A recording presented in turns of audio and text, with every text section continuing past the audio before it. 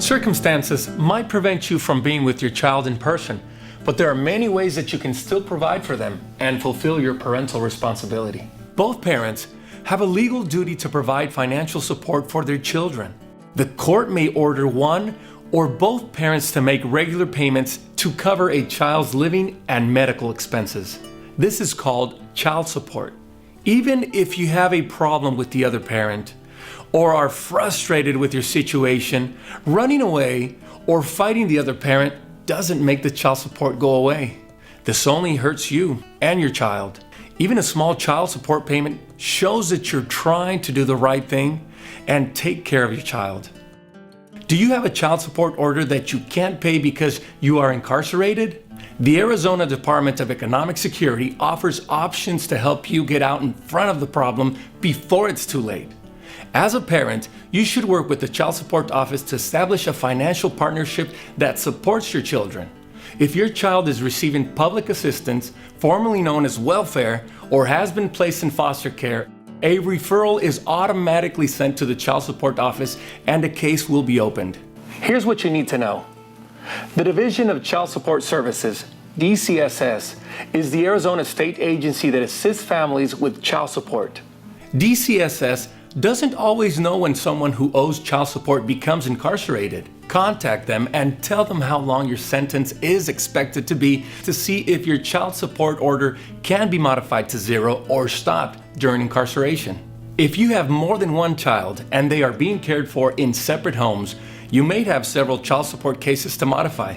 If your order is from another state, tell DCSS so they can work with the other state to see if your case can be modified.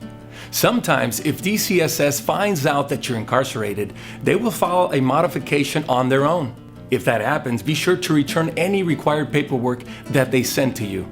To qualify for a modification, your incarceration must be expected to last for at least 6 months after the change is filed.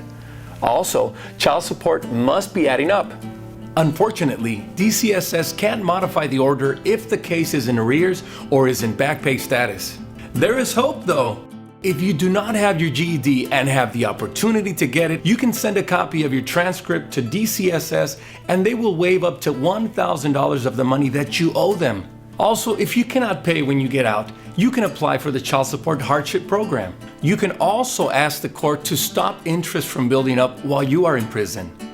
When you are released, let DCSS know so you don't fall behind on your order. DCSS can also refer you to programs that will help you get a job when you get out or help you cope with substance or domestic abuse. Here are some other things to know about the DCSS Child Support Program. Did you know that even if dad wasn't at the hospital when the child was born, his name can still be added to the birth certificate?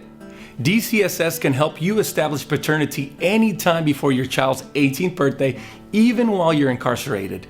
If both parents cooperate, you can request a free form called the Acknowledgement of Paternity that both parents sign saying who the father is.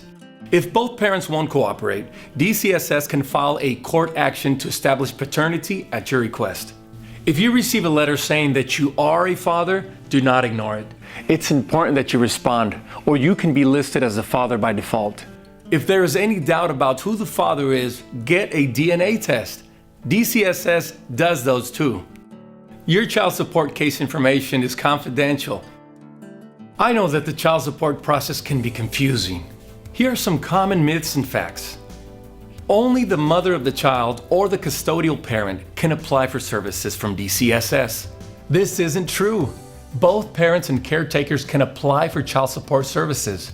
Caretakers like grandparents who have the child in their physical custody for 30 consecutive days can apply for child support services.